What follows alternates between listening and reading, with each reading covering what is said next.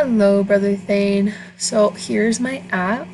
When you start it running, if you notice the date just appears when you start running the application. And then as you put in numbers, we'll put in some simple ones. There we go. Put some simple ones. Pick color.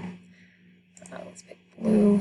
Once we change this number slider, that changes. They match. 36, 30, always matches. And let's put in a good even number down here too, just to make it easy math. We hit button. The length of wood is 400 feet, which checks out. And the area of the glass is 1,000 square feet. So that's that. If we were to put a letter in here instead or some other gibberish, when we hit button, it says please enter a number, and then down here the numbers are changed to 0,